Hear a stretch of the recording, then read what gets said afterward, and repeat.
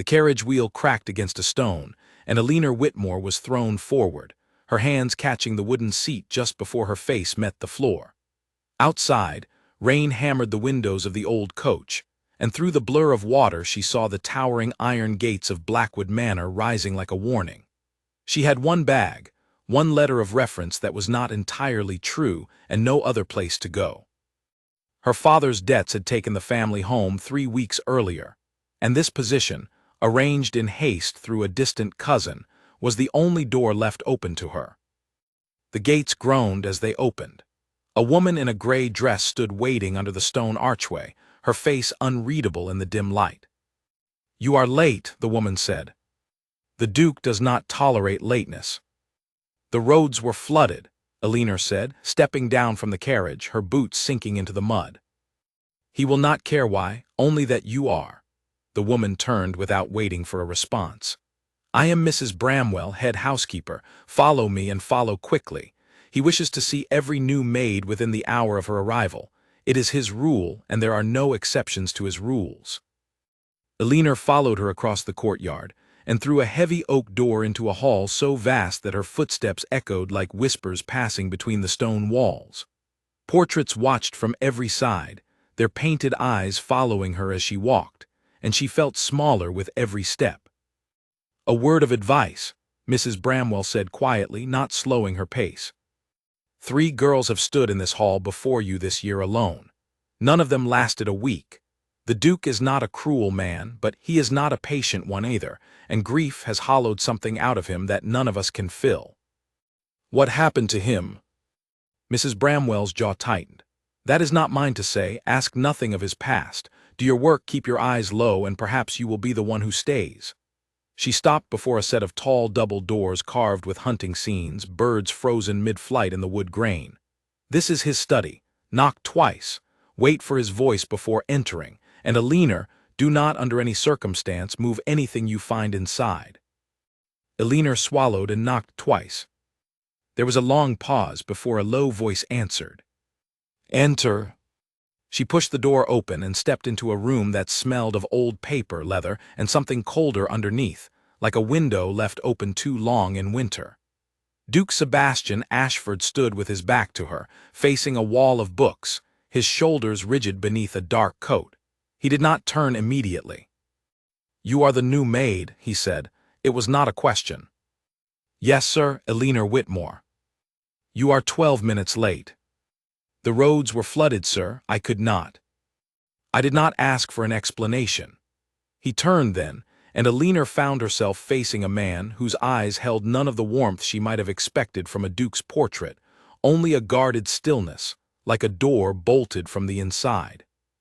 He was younger than she had imagined, his dark hair falling slightly over his forehead, his jaw set in a hard line that suggested he had not smiled in a very long time. "I will tell you what I told the others, though it seems none of them understood me. You have 1 week. In that week I will observe whether you can meet the standards of this household.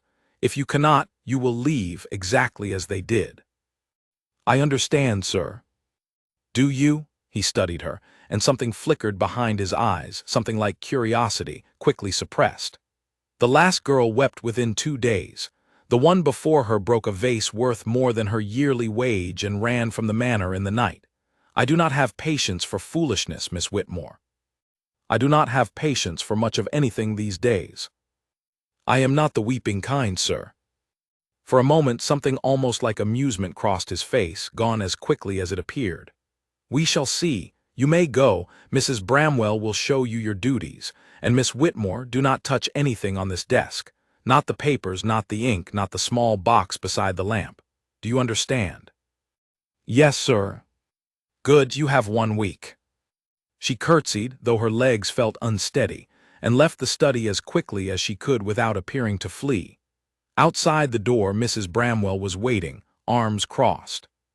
"Well, he is exactly as you said." "Worse some days." Mrs. Bramwell led her down another corridor toward the servants' quarters. "You will clean the west wing. It is where he spends most of his hours, and where the last 3 girls made their mistakes. Watch him carefully, Eleanor. Learn what unsettles him before it unsettles you." That night, lying on a narrow bed in a small room beneath the eaves, Alina stared at the water stains on the ceiling and thought of her mother's voice, the way she used to say that pride could not fill an empty stomach. She thought of the Duke's cold eyes, and the strange sadness buried beneath them, and wondered what kind of man built such high walls around himself.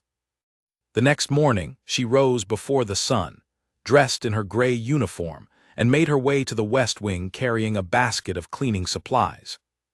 The study door stood ajar, and thinking the Duke was elsewhere in the house, she stepped inside to begin her work. Dust had settled thick along the bookshelves, and she began there, careful and quiet, working her way slowly toward the great desk by the window. The desk was cluttered with papers, ink bottles, and just as he had warned, a small wooden box beside the lamp, its surface carved with a pattern of vines. Alina did not touch it.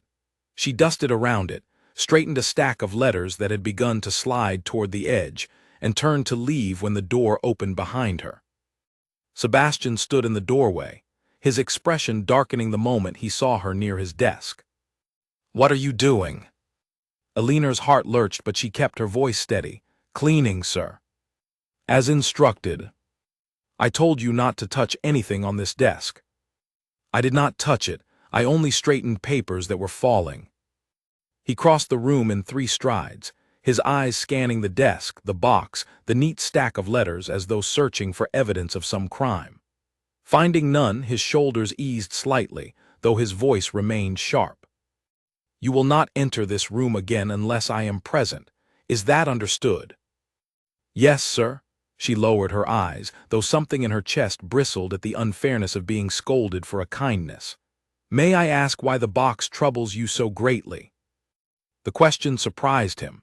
She could see it in the sudden stillness of his face, as though no one had dared ask him anything so direct in a very long time. "That is not your concern," he said, but the sharpness had gone out of his voice, replaced by something quieter, almost tired. "Finish your work elsewhere today." Alina gathered her basket and left without another word, but as she walked down the corridor, she found herself thinking not of his anger, but of the flicker of something else she had seen beneath it, a sadness so deep it seemed to have carved itself into the lines of his face. She did not know yet what secret the small box held, or what shadow followed the Duke through the halls of his own home, but she understood, with a certainty she could not explain, that surviving this week would mean more than simply avoiding his temper. It would mean understanding the man beneath it. By midday, the rain had stopped, and pale sunlight spilled weakly through the tall windows of the servants' hall, where Alina took her small meal of bread and broth. The other maids sat apart from her, whispering among themselves, glancing her way with a mixture of pity and curiosity. "You lasted the morning, then," said a young maid named Grace, sliding onto the bench beside her. "That is more than most." "Is he always so severe?" Grace lowered her voice. "He was not always this way. Mrs. Bramwell says he used to laugh once before." She stopped herself, glancing toward the door as though the walls themselves might carry her words to him. "It is not my place to say more, but be careful, Alina. He watches everything, even when he seems not to be looking." Alina thought of this warning as she returned to her duties that afternoon, sweeping the long gallery that connected the West Wing to the rest of the house. Portraits lined the walls here as well, generations of Ashford staring down with the same guarded eyes she had seen in the Duke that morning. But one space along the gallery wall stood empty, a rectangle of cleaner stone where a painting had clearly once hung, now removed, leaving only a shadow of its absence. She paused before it, broom still in hand, wondering what image had once filled that space, and why it had been taken down. "You are staring at nothing," came a voice behind her, low and unexpected. She turned quickly to find Sebastian standing several paces away, his hands clasped behind his back, his eyes fixed not on her but on the empty space on the wall. "I apologize, sir. I did not mean to linger." "It is only a wall." His voice held no anger this time, only a strange hollowness. "There was a portrait there once. It no longer belongs in this house." Alina said nothing, sensing that this was a door she was not yet permitted to open, but she noted the way his jaw tightened as he spoke, the way his eyes lingered on the empty space a moment too long before he turned and walked away without another word. That evening, as she prepared for sleep, she thought of the empty space on the wall, the small box beside the lamp, and the flicker of grief she had glimpsed behind the Duke's cold exterior. Whatever had happened in this house before her arrival, it had left a wound that had not yet healed, and something in her, some quiet stubbornness she had inherited from her mother, refused to simply look away from it. She did not know, as she closed her eyes that first night beneath the manor's roof, that the week ahead would change not only her fortune, but the course of a man's frozen heart, thread by careful thread, until neither of them could imagine the house without the other in it. For now she only knew that she had survived the first day, and that 6 remained. The second day began with a task Alina had not expected. Mrs. Bramwell found her before dawn, a lantern in one hand and a folded list of instructions in the other, and told her that she would be responsible for the Duke's private study each morning, along with the long gallery and his private sitting room, a set of duties usually divided among 2 maids. "Why only me?" Alina asked, tying her apron as they walked. "Because the last 2 who shared these duties refused to enter his study at all out of fear," Mrs. Bramwell said. "You did not run yesterday. That counts for something in this house, though it may cost you dearly before the week is out." Alina said nothing, but she felt a small, unfamiliar warmth at the words, the sense that perhaps she was not simply another girl waiting to fail. She entered the study that morning to find Sebastian already there, seated behind his desk, a cup of tea untouched beside a stack of papers. He did not look up when she entered, only spoke in a flat voice. "You are on time today." "I try to learn quickly, sir." Learning quickly and understanding are not the same thing. He turned a page without meeting her eyes. "Clean quietly. I have correspondence to finish before midday." Alina moved carefully around the room, dusting the shelves, straightening cushions, careful never to approach the desk uninvited. She noticed, as she worked, the way his hand trembled slightly as he wrote, the way he paused often to stare at nothing, his quill hovering above the page as though the words themselves had abandoned him. She noticed, too, that his tea had gone cold, untouched since morning.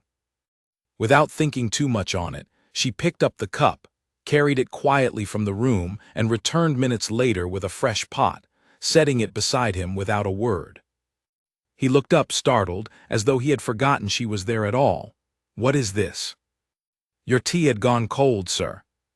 I thought you might prefer a fresh cup." He studied her for a long moment, an expression she could not quite name passing over his features, somewhere between suspicion and something softer. "No one has noticed that in quite some time." "It seemed a small thing to notice, sir." "Small things are often the ones people forget first." He poured the tea himself, his movements slow, deliberate, as though buying time to consider her.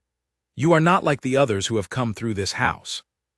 "I could not say, sir. I have only known this house for a day." A faint sound escaped him, not quite a laugh, but close enough to one that Alina nearly startled at hearing it. He caught himself quickly, his expression returning to its usual guarded stillness, but something had shifted in the room, some small crack in the wall he had built around himself. "Finish your work," he said, though his voice had lost its earlier edge. "And Miss Whitmore, thank you for the tea." She curtsied and left the room quickly, her heart beating faster than the moment seemed to warrant, though she could not explain why. Over the following days, small moments like this began to accumulate, quiet and unremarkable on their own, but together forming a pattern neither of them acknowledged aloud. She learned that he preferred his curtains drawn only halfway in the mornings, that he could not abide the sound of a door slamming, that he often paced the length of his study late into the night when sleep would not come.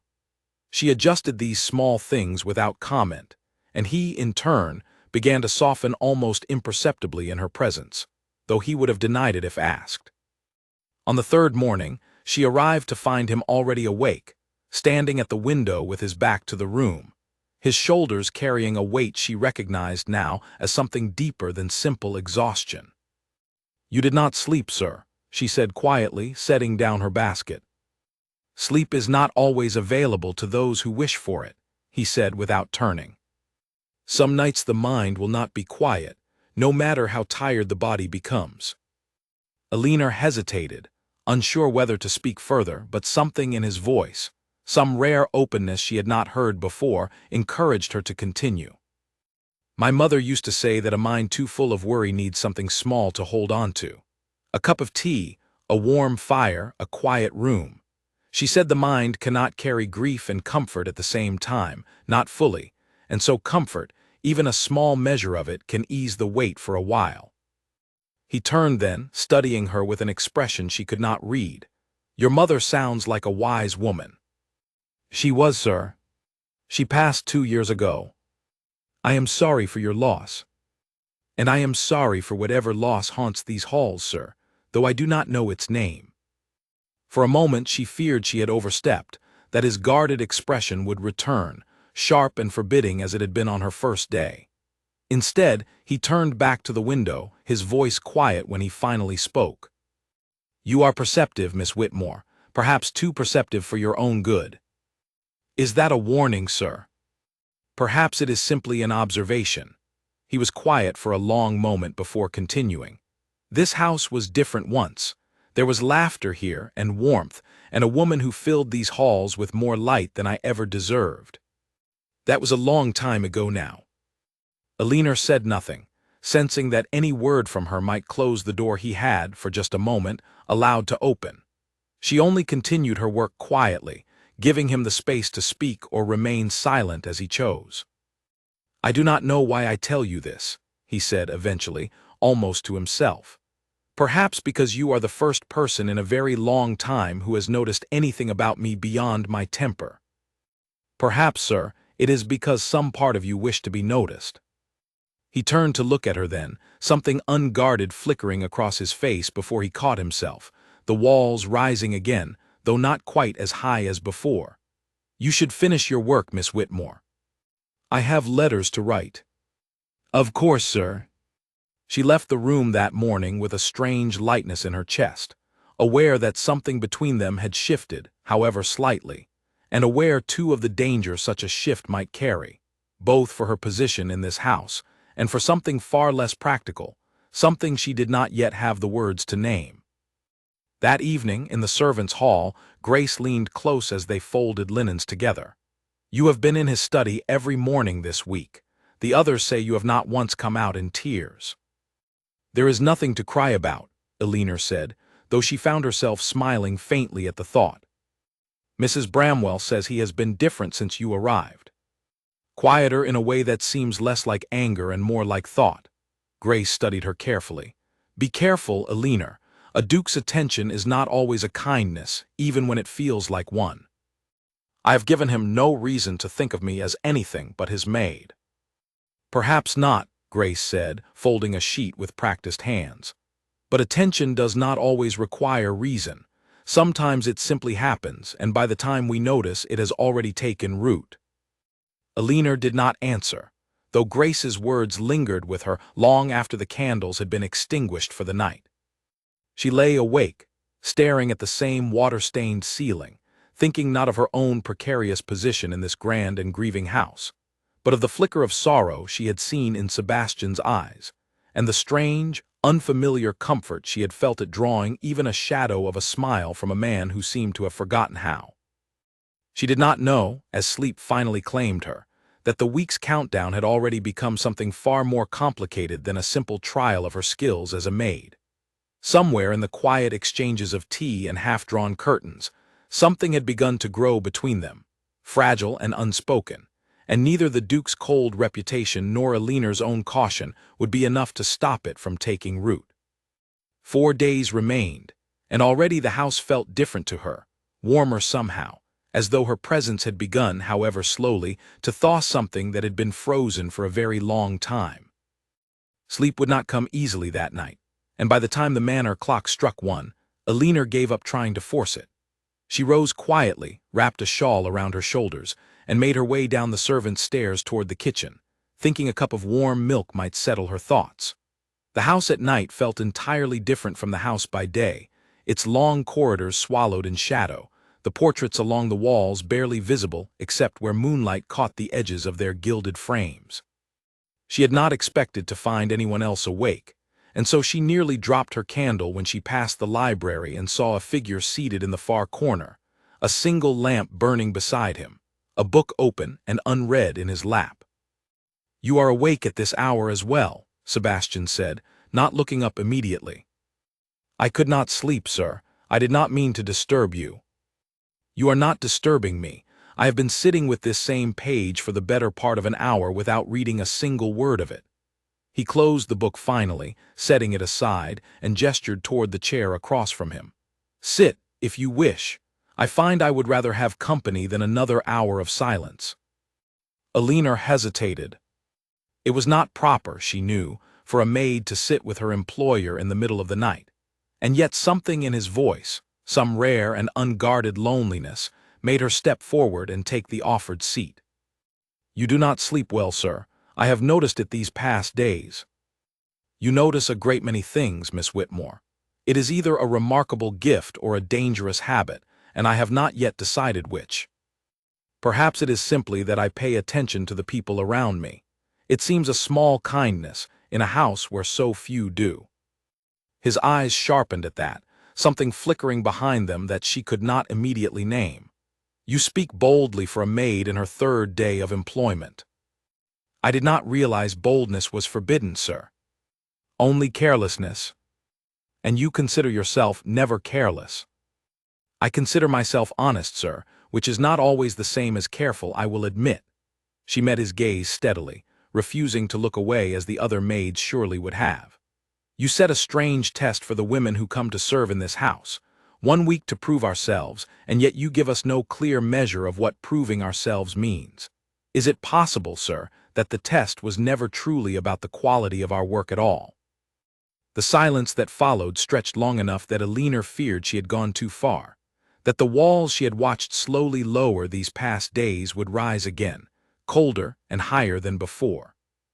Instead, Sebastian let out a breath, something between a laugh and a sigh, and leaned back in his chair. "You are the first person to ask me that question directly.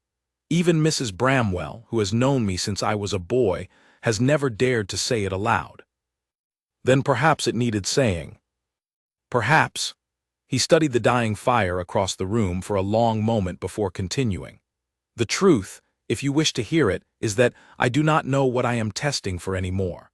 I tell myself it is a matter of discipline, of maintaining order in a household that has seen too much disorder in recent years. But I suspect, if I am honest with myself, that I have simply been waiting to see who might stay long enough to matter, and who would run at the first sign of difficulty, as so many have before." "And have any stayed before me?" "None who lasted more than a handful of days." He turned to look at her then, his eyes holding an intensity that made her chest tighten. "You are already further along than any of them." "Perhaps I have less to run from, sir. My circumstances leave little room for pride." "Or perhaps," he said quietly, "you are simply stronger than they were." Alina felt heat rise in her cheeks at the words, though she could not say whether it was from embarrassment or something else entirely. She looked away first, focusing on the dying fire rather than the weight of his gaze. "May I ask you something, sir, and forgive me if it is not my place?" "You have already asked several things tonight that were not your place, Miss Whitmore. I do not see why you should stop now." "The empty space on the gallery wall, the portrait that once hung there, was it her, sir? The woman you spoke of who filled this house with light?" His jaw tightened, and for a moment she thought he would refuse to answer, or worse, rise and leave the room without another word. Instead, he remained seated, his hands clasped tightly together, his eyes fixed on some point far beyond the walls of the library. "Her name was Charlotte," he said finally, his voice low. "We were to be married. She died 2 years ago, in circumstances I do not speak of, not because I am ashamed, but because the grief remains too raw even now to put into words that others might understand." "I am sorry, sir. I did not mean to cause you pain by asking." "You did not cause it. The pain was already there, long before you arrived in this house. You have only made me speak of it aloud, which is more than I have done with anyone else in 2 years. He looked at her then, something raw and unguarded in his expression. I removed her portrait because I could not bear to see her face every time I crossed that gallery, knowing I would never again hear her voice or feel her hand in mine. But removing it did not remove the grief. It only made the house feel emptier. Elinor sat quietly, letting the weight of his words settle between them, resisting the urge to offer empty comfort or hollow reassurance. She had learned in the 2 years since her own mother's death that grief did not respond well to platitudes, that sometimes the only true comfort was simply being present, allowing the pain to exist without trying to erase it. "Grief does not leave all at once, sir," she said finally. "It comes in waves, and sometimes those waves grow smaller with time, though they never fully disappear. I do not think there is shame in still carrying hers, even after 2 years. You speak as though you understand this from experience." "I lost my mother 2 years ago as well, sir. Some days the grief feels distant, almost manageable.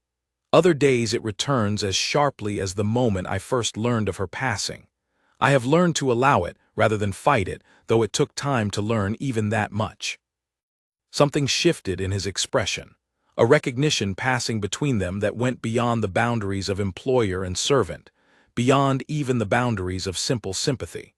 For a long moment, neither of them spoke, the only sound the soft crackling of the dying fire and the distant ticking of the manor clock. "I find myself grateful, Miss Whitmore, that the roads were flooded on the day you arrived," he said eventually, a faint and unfamiliar warmth touching his voice. "Had you arrived on time, I might never have noticed you at all, among the endless procession of maids who have passed through these halls." "I am not certain that is a compliment, sir." "It is the closest thing to one I have offered in quite some time. I would advise you to accept it before I reconsider." Despite herself, Elinor felt a smile tug at the corner of her mouth, and when she glanced up, she found him watching her with an expression that made her pulse quicken in a way she did not fully understand. "It grows late, sir. I should return to my room before Mrs. Bramwell discovers I am not there." "Of course." He rose as she did, though something in his posture suggested reluctance, as though he wished the conversation might continue a while longer. "Thank you, Miss Whitmore, for the conversation and for the honesty. I have not had either in a very long time." "You are welcome, sir. I hope you find rest tonight." "Perhaps I will for the first time in weeks." He hesitated, then added, almost as an afterthought, though she suspected it was anything but, "You may call me by my given name when we are alone as we are now, Sebastian if you wish." Elinor's breath caught slightly at the offer, aware of how far it strayed from the proper boundaries between a duke and his maid, and yet unable to find any reason within herself to refuse it. "Then you may call me Elinor, sir, when we are alone." "Elinor," he repeated quietly, as though testing the shape of it. "Good night." "Good night, sir." She left the library with her candle trembling slightly in her hand, her heart pounding in a way that had nothing to do with fear. As she climbed the narrow servants' stairs back to her small room beneath the eaves, she found herself replaying every word of their conversation, every glance, every unguarded moment when the cold duke she had first met seemed to fall away entirely, revealing someone far more fragile and far more human beneath the title. She knew, even as she settled into her narrow bed, that whatever had begun between them that night in the quiet library was dangerous, not simply because of the difference in their stations, but because of how quickly and how deeply she found herself drawn to a man who, only 3 days earlier, had seemed as cold and unreachable as stone. 3 days remained in her trial week, and Elinor understood now, with a clarity that both thrilled and frightened her, that whatever happened by Friday would not be decided by the quality of her cleaning or the promptness of her arrivals, but by something far less predictable, something neither she nor Sebastian seemed fully able to control. The fourth morning brought a change in the weather, gray clouds pressing low over the manor grounds, and with it, a change in Elinor's assigned duties. Mrs. Bramwell instructed her to clean the unused rooms along the east corridor, chambers that had not been opened in some time, their furniture draped in white cloths like sleeping ghosts. "Be thorough," Mrs. Bramwell said, handing her a ring of keys. "These rooms have not seen a duster in months, and the Duke has requested they be made presentable again, though he did not say why." Elinor worked through the morning with methodical care, pulling dust covers from chairs and tables, opening windows to let in the damp autumn air. Most of the rooms held little of interest, forgotten furniture and faded curtains, but when she reached the last door at the end of the corridor, she found it locked, the key on her ring turning with some resistance before the door finally creaked open. Inside, the air was heavier, colder somehow, as though the room had been sealed away from the rest of the house entirely. A single shape stood covered in the center of the room, tall and rectangular, unmistakably a portrait leaning against the wall. Curiosity, which had always been both her greatest strength and her greatest weakness, drew her forward before caution could stop her. She pulled back the cloth carefully, and found herself looking into the painted eyes of a woman with golden hair and a warm, generous smile, dressed in a gown the color of summer roses. There was a life in the painted eyes that seemed to reach across the years, a joy so evident that Elinor understood immediately, without needing to be told, that this was Charlotte, the woman Sebastian had spoken of in the library, the woman whose absence had hollowed out an entire house. She was still standing before the portrait, lost in the quiet sorrow of it, when footsteps sounded in the corridor behind her, quick and heavy, followed by Sebastian's voice, sharper than she had heard it since her very first day. "What are you doing in here?" Elinor turned quickly, the dust cloth still in her hands. "Mrs. Bramwell instructed me to clean these rooms, sir. I did not know the door was." This room was not meant to be opened. His voice cracked like a whip, and his eyes, when they found the uncovered portrait, went dark with a pain so raw it seemed to steal the breath from his chest. "Cover it, now." Elinor moved quickly to obey, her hands trembling slightly as she pulled the cloth back over the painted face, but the damage, whatever damage there was, had already been done. Sebastian stood frozen in the doorway, his jaw clenched so tightly that a muscle twitched visibly along its edge, his eyes fixed on the now-covered portrait as though he could still see through the fabric to the face beneath. "I am sorry, sir. I did not intend to intrude on something so private. You should not have been in this room at all." His voice had gone cold, colder than she had heard it even on their first meeting, and something in his tone made her chest ache with an unfamiliar sorrow. "I gave clear instructions that this door was to remain locked." "I was given no such instruction, sir, only a key that opened it." "Then Mrs. Bramwell has erred, and I will address it with her directly." He turned away from the portrait finally, though his shoulders remained rigid, his hands clenched at his sides. "You will leave this room now, Miss Whitmore, and you will not return." Elinor gathered her cleaning supplies quickly, her heart heavy with a guilt she could not fully justify, since she had done nothing more than her assigned duty, and yet the pain in his eyes made her feel as though she had committed some far greater trespass. She moved toward the door, pausing only briefly beside him. "For what it is worth, sir, she was beautiful. Not simply in appearance, though that is evident even in a painting, but in whatever warmth the artist managed to capture in her eyes. I imagine she must have brought a great deal of light into this house." Something in his expression cracked at her words, the anger draining away to reveal the same raw grief she had glimpsed in the library 2 nights before, though deeper now, closer to the surface. "She did," he said quietly. "More light than I knew what to do with, and far more than I deserved." "Grief is not a measure of what we deserve, sir. It is simply the shape love takes when the person we loved is no longer here to receive it." He looked at her then, something unreadable passing behind his eyes, and for a moment she thought he might say something further, might allow her back into the fragile intimacy they had shared in the quiet hours of the library. Instead, he turned away, his voice flat when he finally spoke. "Leave the room, Miss Whitmore, please." She left without another word, closing the door quietly behind her, though the image of his stricken face followed her down the corridor and lingered long after she had returned to her other duties. The rest of the day passed in a strange, heavy silence. Alina did not see Sebastian again until the evening, when she carried a tray of tea to his study out of habit, though she half expected to be turned away at the door. Instead, he was seated at his desk, staring at nothing, the same untouched stillness in his posture that she had noticed on her very first morning in this house. "I brought tea, sir," she said quietly, setting the tray on the edge of the desk. "You need not drink it if you would rather be alone." "Stay," he said, his voice rough though not unkind. "Please." She set down the tray fully and stood near the desk, uncertain whether to sit or remain standing, until he gestured toward the chair across from him with a tired motion of his hand.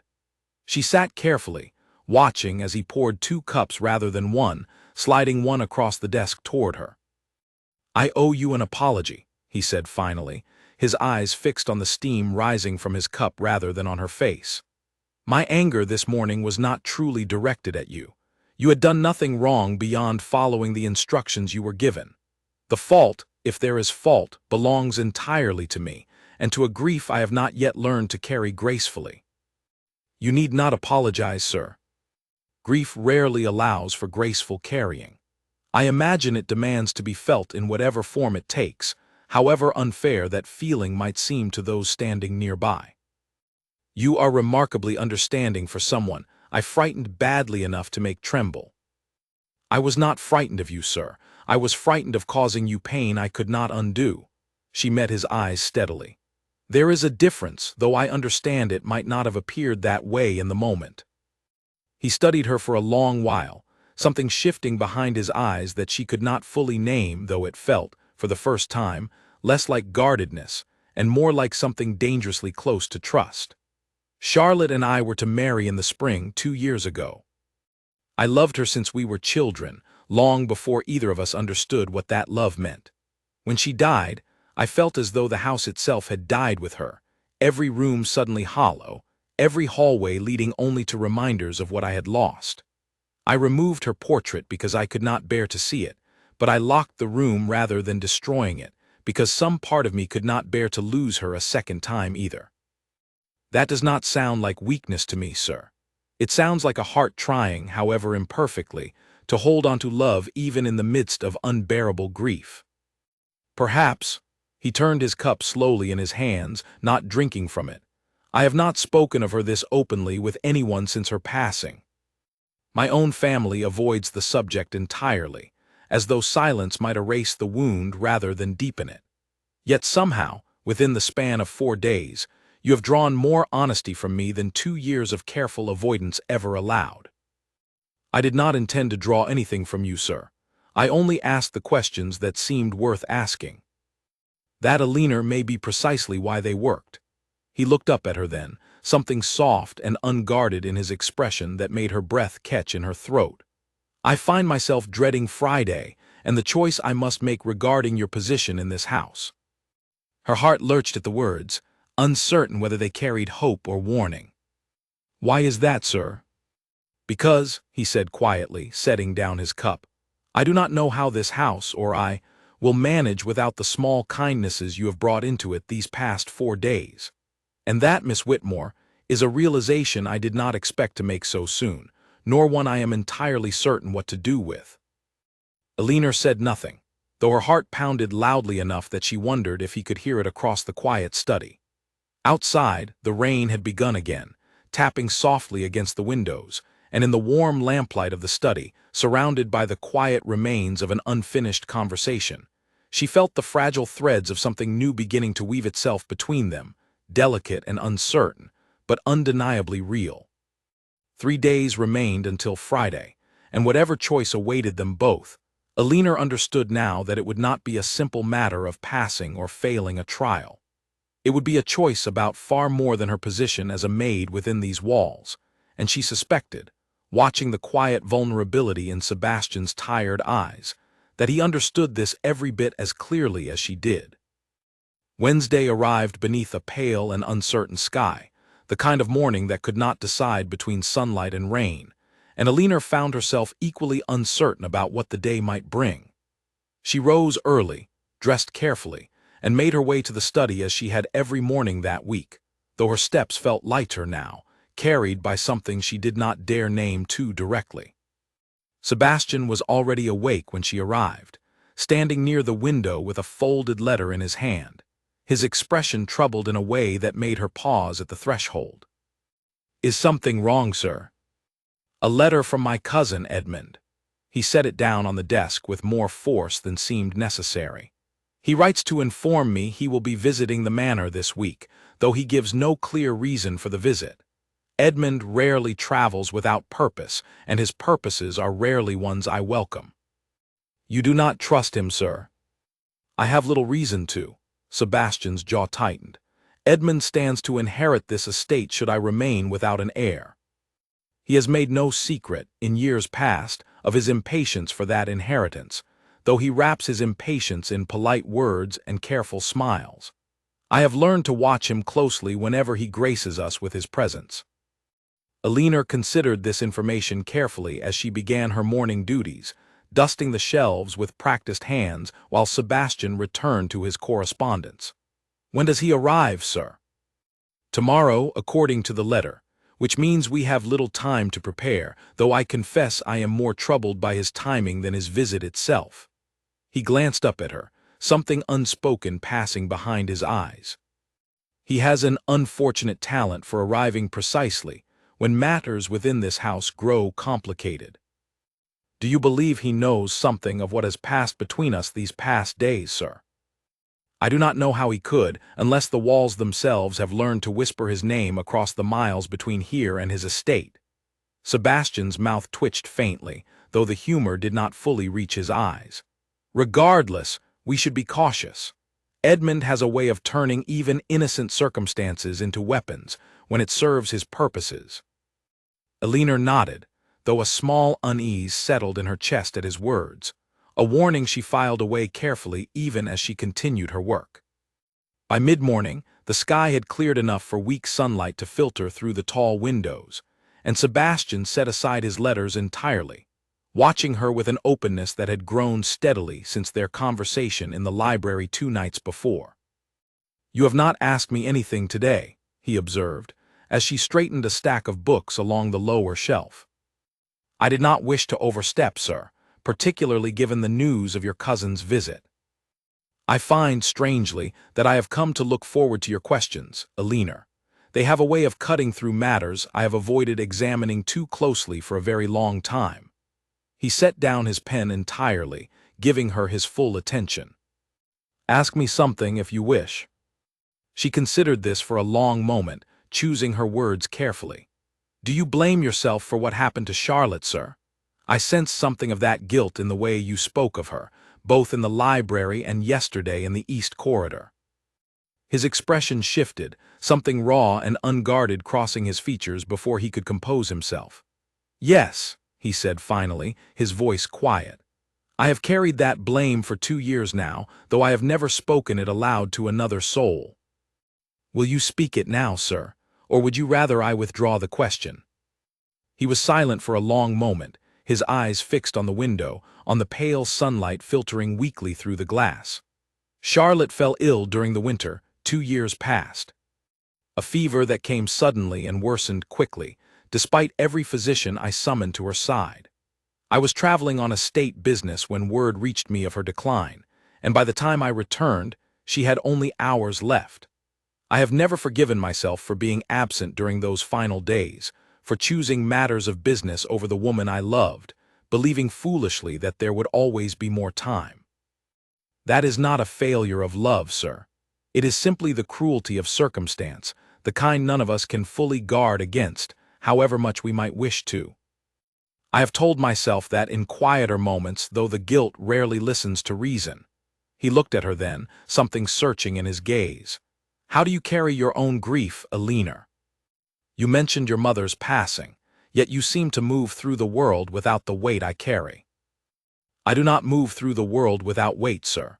I simply carry mine differently, perhaps because I had no choice but to continue working, to continue caring for my younger siblings after her passing. Grief does not disappear when we are forced to keep moving. It simply learns to walk alongside us, rather than standing directly in our path." "That is a kinder way of understanding it, than I have managed these past 2 years. Perhaps, sir, you have not yet allowed yourself the chance to walk alongside your grief, rather than standing frozen before it. She met his eyes steadily. You locked away her portrait. You avoid speaking her name to those who knew her. I wonder, sir, if perhaps healing requires not forgetting her, but finding a way to carry her memory forward, rather than keeping it sealed behind a locked door.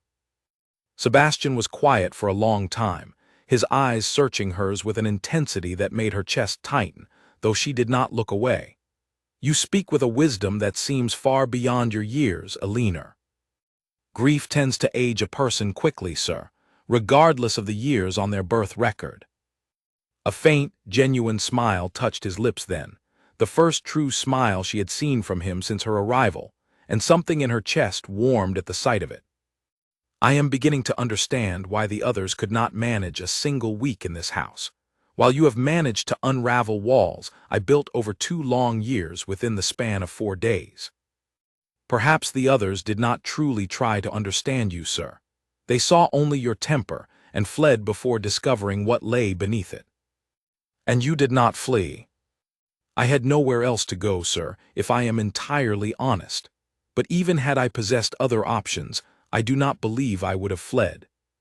There was something beneath your temper from the very first day that seemed worth understanding, however guarded you kept it. He studied her for a long moment, something unspoken passing between them, heavy with possibility and equally heavy with the complications their stations demanded they both acknowledge. 2 days remain in your trial, Alina. I confess I no longer know how to think of Friday as I once did. Nor do I, sir, if I am honest.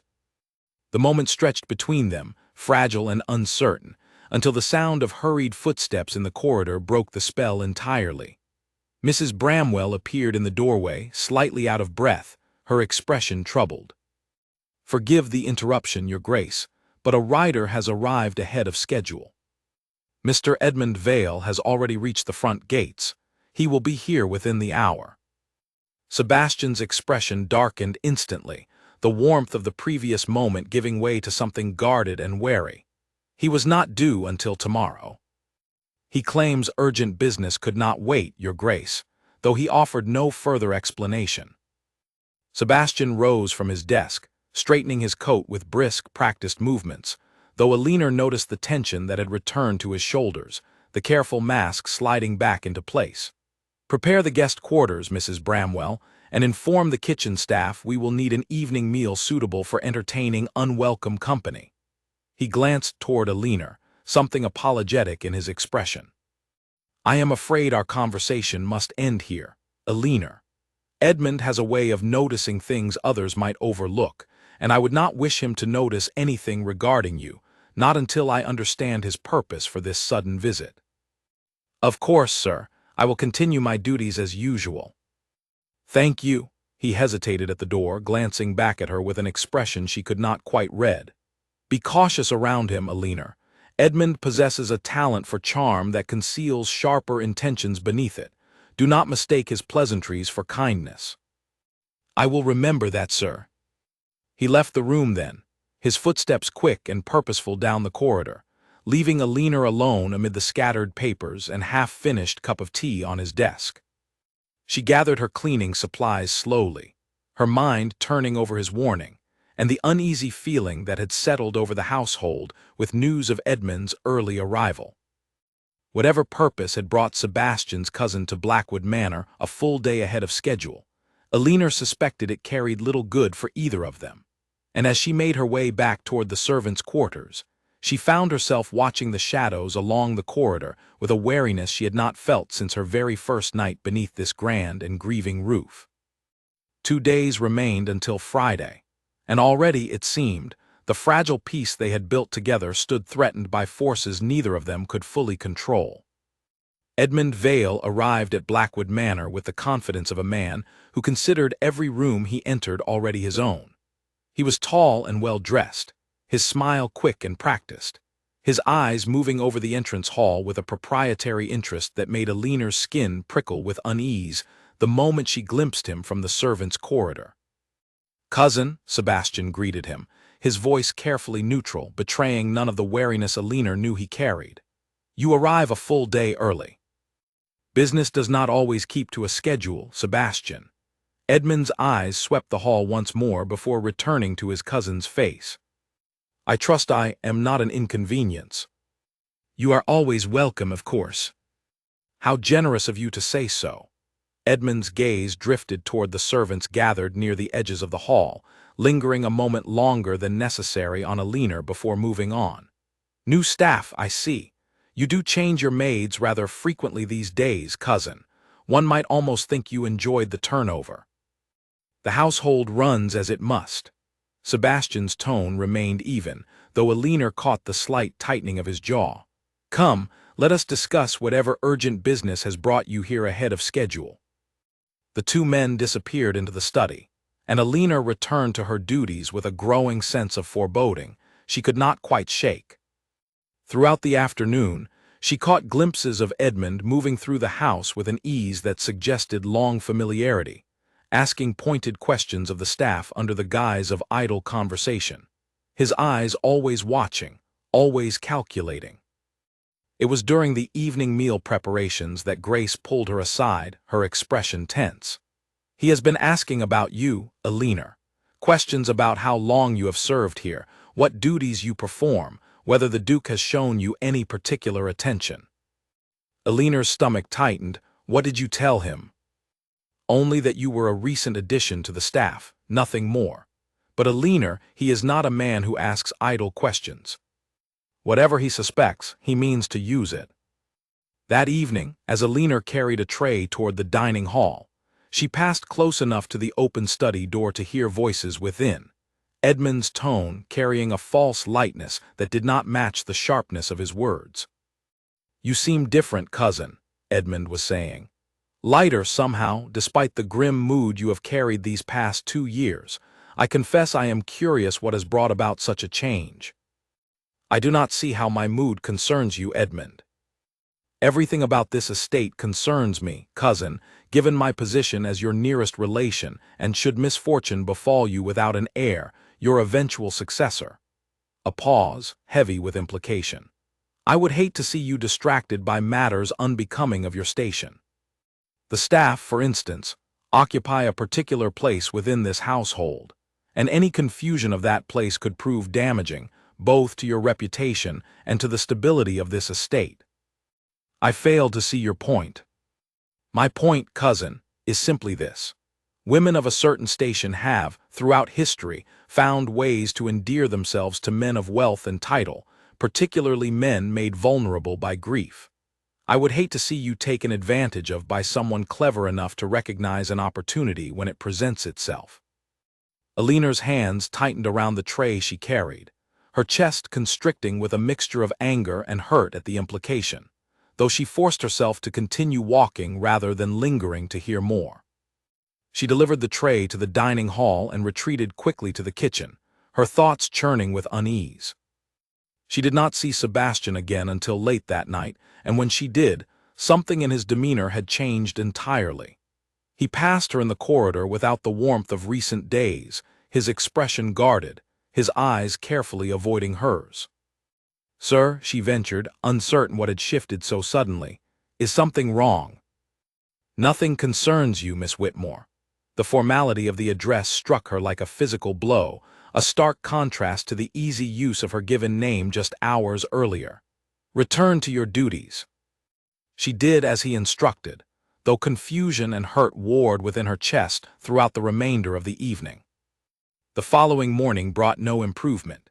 Sebastian's manner toward her had grown cold, distant, almost cruel in its sudden reversal, and though Alina tried to attribute it to the stress of his cousin's unwelcome visit, a growing suspicion told her that Edmund's poisonous words had found fertile ground. "You have left dust along this shelf," Sebastian said sharply that morning, his finger tracing a barely visible line along the wood. "I expected better from you by now." "I apologize, sir. I will attend to it immediately." "See that you do." "I have grown weary of excuses from the staff in this household." His tone carried none of the warmth she had grown accustomed to, and something in his eyes, some deliberate coldness, suggested he was testing her, pushing her deliberately to provoke some reaction, some confirmation of whatever doubts his cousin had planted. Throughout that day, Thursday, his behavior grew harsher still.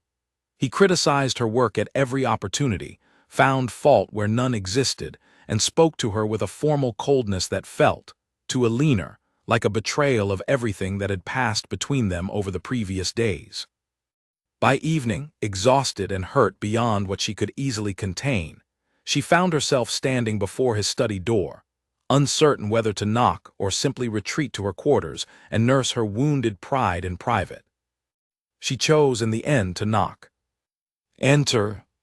Sebastian sat behind his desk, his expression carefully composed, though something beneath the surface suggested a struggle she could not fully name. "What is it, Miss Whitmore?" "I wish to understand, sir, what I have done to earn such a sudden change in your manner toward me. Yesterday you spoke to me with warmth and honesty I have rarely encountered from anyone in my life. Today you treat me as though I am nothing more than an inconvenience you wish to be rid of. Perhaps I have simply reconsidered the wisdom of the familiarity I extended toward you. Or perhaps," Alina said, her voice steadier than she felt, "your cousin has whispered doubts into your ear that you were too willing to believe." Something flickered in his expression, confirmation enough that her suspicion had struck true. "Edmund has raised concerns worth considering. He suggests that women in your position have, throughout history, found advantage in the vulnerabilities of men made lonely by grief. I would be a fool not to consider whether his concerns hold merit." The words struck Alina like a physical blow, and for a moment she could not speak, hurt and anger warring so fiercely within her chest that she feared she might weep despite every effort to remain composed. When she finally found her voice, it came out sharper than she intended. "I did not seek this position with any intention beyond honest work, sir. I did not ask for your attention, nor did I manufacture the conversations we shared in your library or your study. If you believe, even for a moment, that I have manipulated you toward some advantage, then you have understood nothing of what has passed between us these past days, and I have gravely misjudged the character I believed I glimpsed beneath your title. You speak boldly, for someone whose position in this household remains entirely at my discretion. I speak honestly, sir, which I had believed until today was something you valued in me above all else." Her voice trembled slightly despite her efforts to steady it.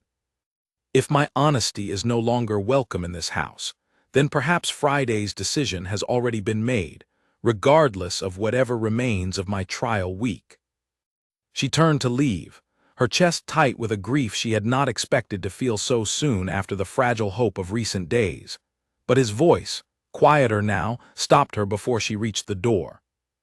"Alina, wait." She paused, though she did not turn immediately, uncertain whether she could bear to see whatever expression now occupied his face. "I am sorry," he said, and the words carried none of the coldness of moments before, only a weary, guilty exhaustion. "Edmund's words found a wound in me I did not realize remained so tender, a fear that anyone who draws close to me does so for reasons beyond genuine care. It is not a fair fear to place upon you, and I have treated you unkindly these past 2 days because of it." Alina turned slowly, studying his face, searching for the sincerity she desperately wished to find there. "Do you truly believe I have sought some advantage from you, sir?" "No," he said quietly, "not truly. But fear does not always listen to truth, particularly when that truth threatens to expose a heart already broken once before. I cannot promise you I will never hurt you, sir, nor can I promise this house will bring you nothing but comfort. But I can promise you that whatever has passed between us, these past days has been honest, born of nothing beyond genuine regard, and if that regard frightens you enough to treat me as you have these past 2 days, then perhaps it would be kinder for us both if Friday brought my departure after all." The room fell silent, heavy with the weight of her words, and Alina watched as something shifted behind Sebastian's eyes, a recognition dawning slowly, painfully, of how close he had come to destroying something rare and fragile out of fear alone. "Please," he said finally, his voice rough with an emotion she had not heard from him before, "do not speak of leaving. Not yet. Give me until Friday to prove that fear does not govern every decision I make." Alina studied him for a long moment, torn between the hurt still lingering in her chest and the vulnerability she saw plainly in his expression. "I will consider it, sir, but I will not stay in a house where doubt is cast upon my honesty simply because it proves convenient to your cousin's ambitions." She left the study then, her heart heavy with uncertainty, unaware that behind her, Sebastian sat long into the night, wrestling with the fear his cousin had so skillfully exploited, and the growing certainty that losing Alina would cost him far more than any inheritance Edmund might one day claim. One day remained until Friday, and the fragile trust they had built together now hung suspended between hope and ruin, waiting to see which direction it would finally fall. Morning arrived gray and heavy with mist, and Alina woke feeling as though she had barely slept at all, her mind churning through the events of the previous evening long into the early hours. She dressed slowly, uncertain what the day might bring, and made her way toward the kitchen rather than the study, needing time to steady herself before facing Sebastian again. She found Mrs. Bramwell there already, kneading dough with brisk, practiced motions, her expression thoughtful as Alina entered. "You look troubled this morning," Mrs. Bramwell observed, not looking up from her work. "It has been a difficult 2 days." "So I have heard, though I will not pretend to know all the particulars." The older woman glanced up finally, studying Alina with an assessing eye. "Mr. Vale has a talent for stirring difficulty wherever he travels. I have watched him do it for years, ever since the Duke's father passed and left Sebastian the title Edmund believed should rightfully pass to him one day regardless. He seems determined to see me removed from this house. He is determined to see anything removed that might stand between himself and this estate, whether that be a maid, a marriage, or an heir." Mrs. Bramwell set down her dough, wiping her hands on her apron. "But I will tell you this, Alina, having watched this household for near 20 years now. I have not seen the Duke speak as openly with anyone, staff or otherwise, as he has spoken with you these past days. Whatever Edmund has whispered into his ear, I do not believe it will hold for long against whatever has grown between you two. I appreciate the kindness of your words, but I fear the damage may already be done. Perhaps this is simply the trial before the truth reveals itself fully." Mrs. Bramwell returned to her kneading. "Go about your duties, child. Whatever happens tomorrow, running from it today will serve no purpose." Alina took the older woman's advice, though her hands trembled slightly as she gathered her cleaning supplies and made her way toward the west wing. She found the study empty when she arrived, Sebastian nowhere in sight, and she busied herself with her usual duties, trying to lose herself in the familiar rhythm of dusting shelves and straightening papers. She had nearly finished when raised voices drifted down the corridor from the direction of the drawing room, sharp enough that she paused mid-motion, straining to hear despite herself.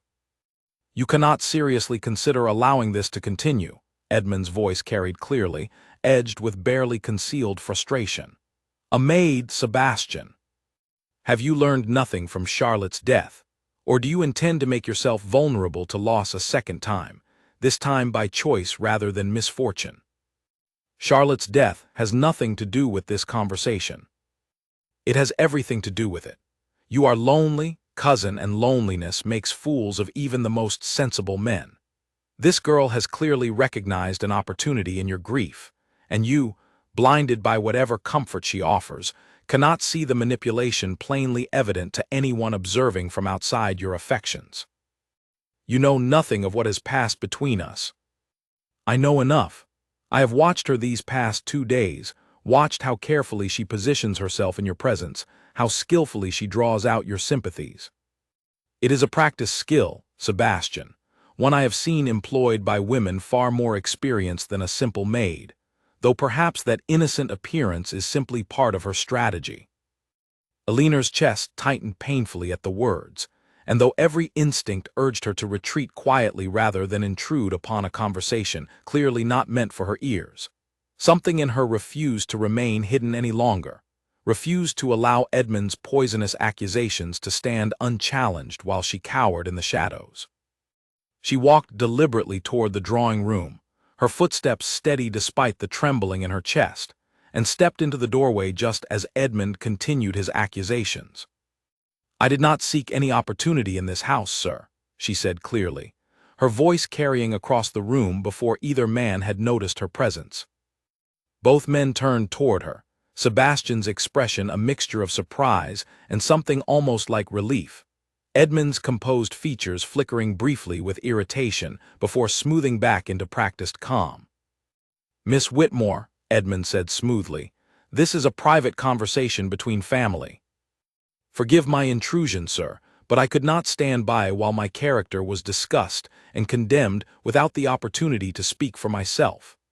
Elinor stepped further into the room, her eyes moving from Edmund to Sebastian and back again. "I did not come to this house seeking a duke's attention, nor did I manufacture any of the conversations that have passed between us these past days. I came to this house because my family's finances had collapsed entirely, and this position, however humble, offered the only honest wages available to me." "A convenient story," Edmund said, his tone dismissive. "It is not a story at all, sir, but the plain truth, verifiable by anyone who cares to inquire of my circumstances before my arrival here." Elinor's voice remained steady despite the anger simmering beneath it. "I have asked nothing of the Duke beyond fair treatment and honest wages for honest work. If conversation and understanding have grown between us beyond that, it has grown because he chose to speak with me, not because I schemed to extract confessions from a grieving man for my own advantage." She turned to face Sebastian directly, ignoring Edmund entirely now. "I understand, sir, that your cousin's concerns may hold some validity in a world where such manipulations do occur, but I will not stand accused of intentions I have never held, nor will I beg for a position in this house if my honesty is not enough to earn your trust. You may make whatever decision you wish tomorrow regarding my employment here, but I will not spend today, or any day, defending a character that has never required defense before." The room fell silent, Edmund's expression tightening with barely concealed frustration at having his accusations so directly countered, while Sebastian stared at Elinor with an expression that mixed admiration and something deeper, something that looked, to her eyes, remarkably like the beginning of clarity after days of confusion. "Elinor," Sebastian said finally, rising from his chair, "you need not defend yourself further, I believe you." "Sebastian," Edmund began, warning evident in his tone. "Enough, Edmund." Sebastian's voice carried a firmness Elinor had not heard directed at his cousin before. "I have allowed your words to poison my judgment these past 2 days, and in doing so, I have treated a woman who has shown me nothing but honesty and kindness with a cruelty she did not deserve. That ends now. You would choose a maid's word over the concerns of your own family. I would choose truth over convenient suspicion, regardless of its source." Sebastian's eyes remained fixed on Elinor, something warm and unguarded returning to his expression after 2 days of careful coldness. "You have made your position regarding this estate clear enough over the years, Edmund. I understand your interests are not entirely disinterested when it comes to matters that might affect your inheritance. I would ask that you consider that possibility before offering further counsel on matters of my heart." Edmund's composure cracked slightly at the direct accusation, his jaw tightening with barely suppressed anger. "You will regret this misplaced trust, cousin, mark my words." "Perhaps I will, but it will be my regret to bear, earned through my own judgment rather than yours." Sebastian gestured toward the door. "I believe you mentioned business requiring your return home. I will not detain you further." Edmund left the room without another word, his footsteps sharp and quick against the polished floor, and once his presence had fully receded, Sebastian turned back to Elinor, something raw and apologetic in his expression. "I am deeply sorry, Elinor. For these past 2 days, and for allowing fear to make me cruel toward the one person in this house who has shown me nothing but genuine care since Charlotte's passing. You were afraid, sir. I understand that fear, even if it hurt me to feel its effects. That does not excuse the hurt I caused. He stepped closer, his eyes searching hers with an intensity that made her breath catch. I nearly let my cousin's poison convince me to discard something rare, out of a fear I have carried since long before you ever arrived at this house. I will not make that mistake again. Alina studied him carefully, still holding some measure of the hurt from the previous 2 days, though it softened considerably beneath the sincerity in his voice. Tomorrow is Friday, sir. The end of my trial week. Yes, he said quietly, it is. What do you intend to decide? A faint, warm smile touched his lips, the first genuine warmth she had seen from him since Edmund's arrival. I believe, Alina, that decision has already made itself clear to me, though I intend to speak it properly, and before the full household, so there can be no mistaking my sincerity. She did not press him further, though hope, fragile and uncertain, began to bloom once more within her chest as she returned to her duties that afternoon. Aware that whatever the following day might bring, the truth between them had finally been spoken plainly, with no room left for doubt or manipulation to take root again. Friday waited just beyond the horizon, and for the first time since Edmund's arrival, Alina found herself facing it not with dread, but with a cautious and trembling hope. Friday morning arrived with sunlight breaking clean and golden across the manor grounds, the first true sunshine the house had seen all week, as though the sky itself had decided the storms of recent days had finally passed. Alina woke early, her heart caught somewhere between anticipation and lingering uncertainty, aware that whatever Sebastian intended to decide, the day would mark the end of the trial that had brought her into his life just 7 days before. She dressed carefully, though her hands trembled slightly as she fastened the buttons of her uniform, and made her way down to the kitchen where the household staff had already gathered for their morning duties. The atmosphere among the servants felt different that morning, charged with a quiet anticipation Alina could not fully explain, until Grace pulled her aside near the pantry. Mrs. Bramwell says the Duke has requested the entire staff assemble in the great hall at midday, Grace whispered, her eyes bright with curiosity. He gave no reason, only that it concerned an announcement of some importance. Do you know what it might be? I have my suspicions, though I will not voice them and risk being wrong. Grace squeezed her hand gently. Whatever happens, Alina, I am glad to have known you these past days. You have brought more warmth into this house in a week than I have witnessed in the 2 years I have served here. Alina spent the morning completing her usual duties, though her mind remained fixed on the coming midday assembly, turning over every possibility, hopeful and fearful in equal measure. She caught only a brief glimpse of Sebastian that morning, passing through the corridor with a purposeful stride, his expression calm in a way that gave her little indication of what he intended to say. When the manor clock finally struck midday, the household staff gathered in the great hall as instructed, forming a loose assembly near the base of the wide staircase. Alina stood toward the back, her hands clasped tightly before her, watching as Sebastian descended the stairs and took his place at the center of the gathered servants, Mrs. Bramwell standing nearby with an expression of quiet anticipation. Thank you all for gathering, Sebastian began, his voice carrying clearly across the hall.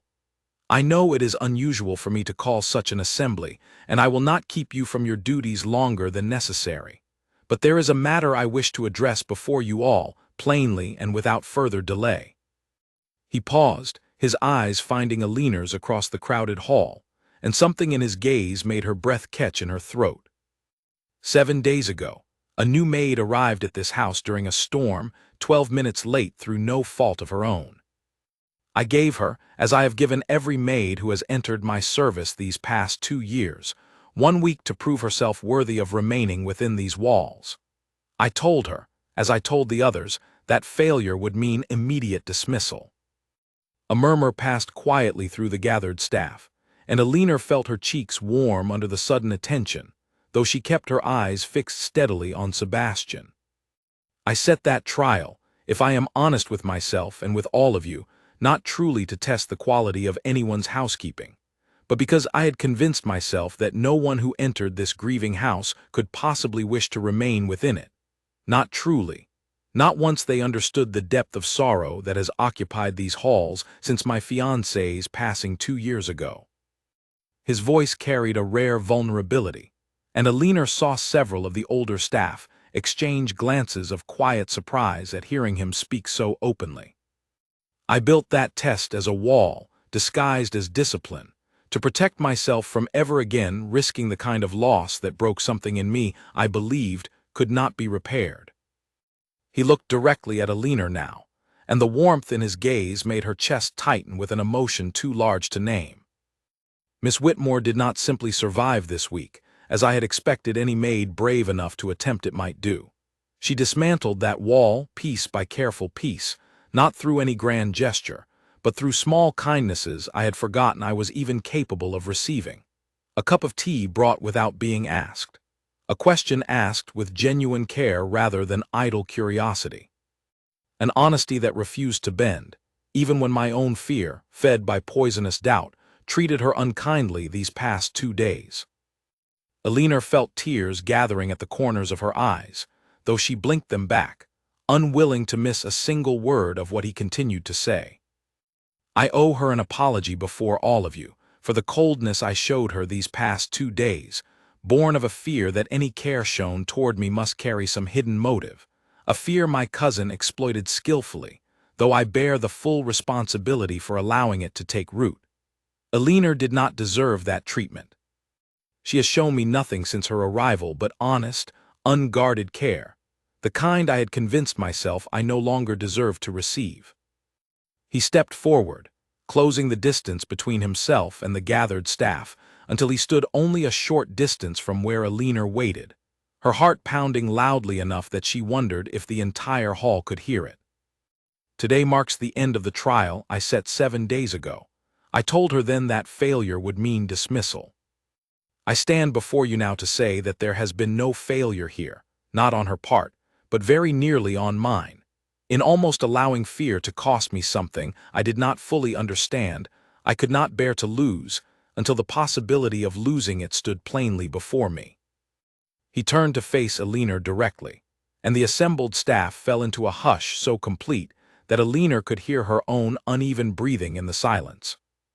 Alina Whitmore, I do not offer you a position as my maid today, though you have proven yourself more capable and more valuable to this household than any who came before you. I offer you something I did not believe myself capable of offering again, not after Charlotte, not after the grief that hollowed out this house and everyone within it for 2 long years. I ask you to remain in this house not as staff bound by a week's trial, but as someone I have come, in the span of these 7 remarkable days, to care for far more deeply than I believed my grieving heart still capable of caring for anyone.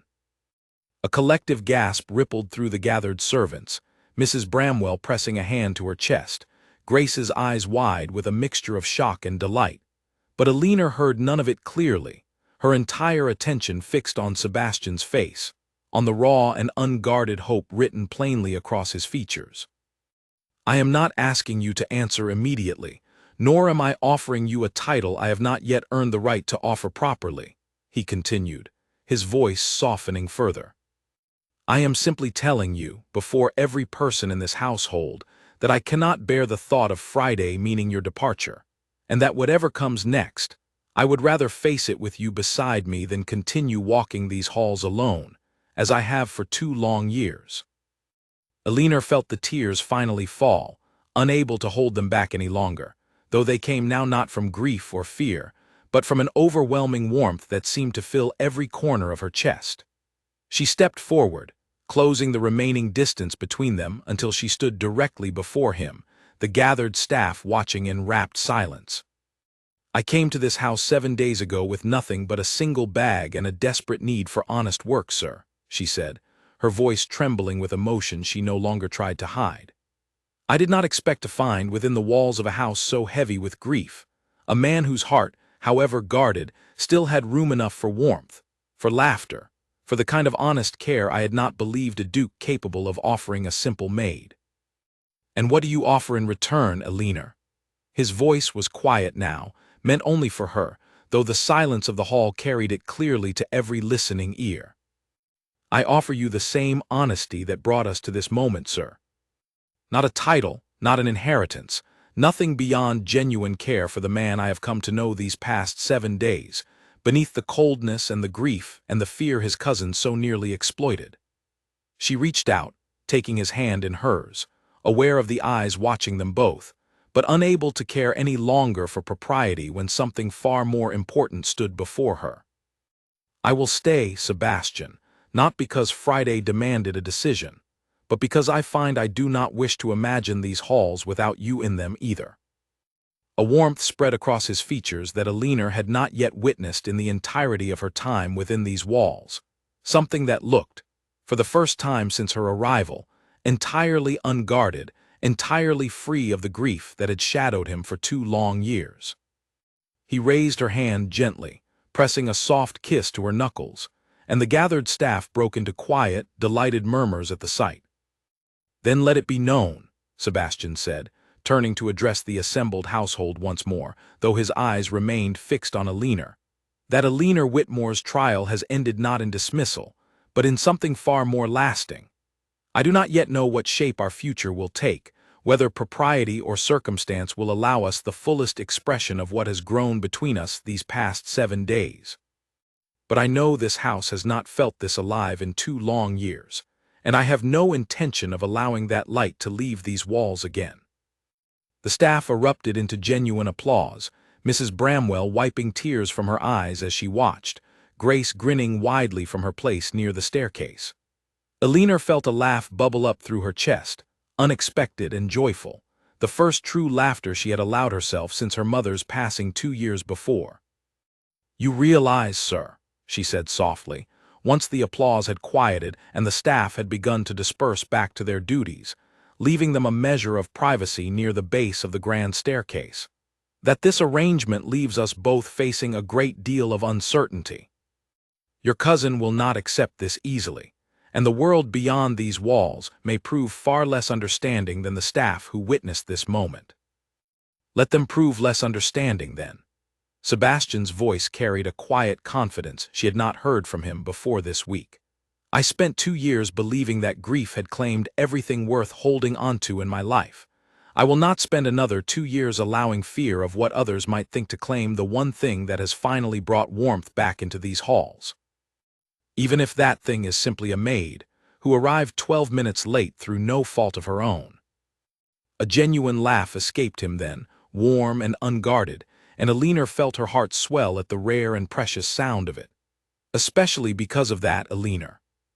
I do not believe I have laughed as freely as this in longer than I care to admit, and I find I owe that gift entirely to you." They stood together near the base of the staircase, as the afternoon light filtered warm and golden through the tall windows of the great hall. The portraits of generations passed looking down upon them with painted eyes that seemed, to Elinor's imagination, somehow less guarded than they had appeared on her first anxious day within these walls. Whatever challenges awaited them beyond this moment, whatever complications Edmund's wounded pride might yet attempt to stir, Elinor understood with a certainty that settled deep and warm within her chest that she had found, quite unexpectedly, within the walls of a grieving duke's manor, something she had not dared hope to find again after her own mother's passing. She had found a home, and within that home, a man whose frozen heart had finally, after 2 long years, begun to thaw entirely into something warm and whole once more. The weeks that followed Friday's announcement brought changes to Blackwood Manor that even the oldest staff members claimed they had never witnessed in all their years of service. Sebastian rose earlier, lingered longer over breakfast, and could often be found walking the grounds alongside Elinor in the quiet hours before the household began its daily routines. The empty space along the gallery wall did not remain empty forever. Sebastian commissioned a new frame for Charlotte's portrait and returned it to its rightful place, no longer hidden away behind a locked door, but honored openly, a part of the house's history rather than a wound too painful to acknowledge. "I do not fear her memory any longer," he told Elinor one afternoon, standing before the restored portrait, Elinor's hand resting gently in his. "I understand now that loving you does not require forgetting her, only carrying her memory forward with gratitude rather than guilt." Edmund did not return to Blackwood Manor for many months, his pride too wounded by his cousin's public rejection of his counsel to risk another visit so soon.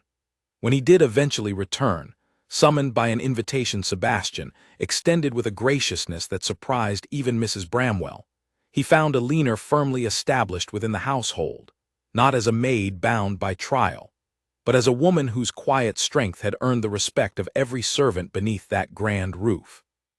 Edmund's schemes, whatever ambitions had driven them, found no fertile ground left to take root, and though his manner toward Elinor remained cool for years afterward, he never again attempted to poison Sebastian's trust so directly. Elinor's own family benefited greatly from her position within the household, Sebastian quietly arranging for her younger siblings to receive an education neither she nor her late mother could ever have afforded on their own. She never asked for such generosity, and when she discovered what he had arranged, she found herself moved to tears once more, understanding fully now the depth of care hidden beneath the guarded exterior she had first encountered on that rain-soaked evening 7 months before. Their courtship, when it came, unfolded not with grand gestures or public spectacle, but with the same quiet honesty that had first drawn them together during her trial week. Long conversations in the library after the household had retired for the evening, shared silences over morning tea that required no words to feel complete, small kindnesses exchanged so naturally that neither could quite recall when they had stopped feeling remarkable and simply become the fabric of their daily lives together. Mrs. Bramwell, who had watched Sebastian since his boyhood and who had feared, during the darkest months following Charlotte's passing, that he might never recover the warmth that once defined him, often remarked to the younger staff that Elinor's arrival had been nothing short of providence.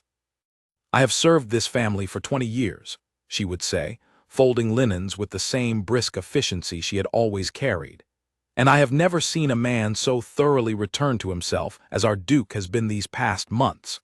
Whatever storm delayed that girl's carriage on her first evening here, I count it among the greatest fortunes this house has ever known." Grace, who had befriended Elinor during those uncertain early days, remained a close companion throughout the following months, delighting in the transformation she witnessed both in Elinor's circumstances and in the household as a whole. "You have made this house feel alive again," she told Elinor one evening, as they sat together mending linens in the servants' hall. "I do not think any of us realized how heavy the grief had grown until we felt it begin to lift." In time, Sebastian formally proposed, not with the grandeur his title might have suggested, but in the quiet intimacy of the library where their first true conversation had unfolded, beneath the same lamp that had lit their late-night words 7 months before. Elinor accepted without hesitation, understanding fully by then that whatever difficulties their difference in station might yet present to a judgmental world beyond the manor's gates, the foundation they had built together, honest and unguarded from its very first difficult week, would prove strong enough to weather whatever storms still lay ahead. Their wedding, held the following spring beneath the same tall windows that had once framed Sebastian's lonely vigils, brought a warmth to Blackwood Manor that its walls had not witnessed since long before Charlotte's passing.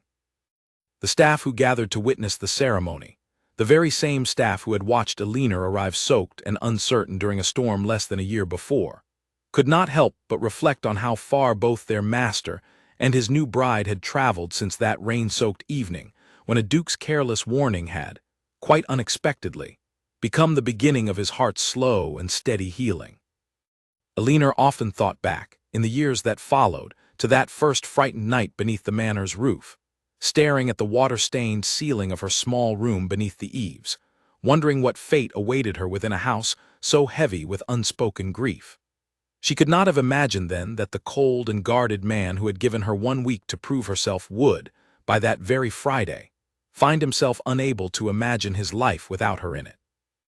Nor could she have imagined that the small kindnesses she offered without expectation of reward, a fresh cup of tea, An honest question asked with genuine care would prove strong enough to thaw a heart frozen by 2 years of unspoken sorrow. But that, she often reflected, was the quiet nature of true healing. It rarely announced itself with grand gestures or sudden transformation. It arrived instead in small, patient moments, in the steady accumulation of honesty and care, until one day, almost without noticing the change, a frozen heart discovered it had learned to feel warmth again, and a house long shadowed by grief discovered it had learned, once more, how to hold laughter within its walls. And so Blackwood Manor stood, its gallery walls no longer haunted by empty spaces, its long corridors no longer echoing with lonely footsteps in the night, home now to a duke and his duchess whose love had grown not from grand romance, but from the quiet, unshakable honesty of a single, unforgettable week.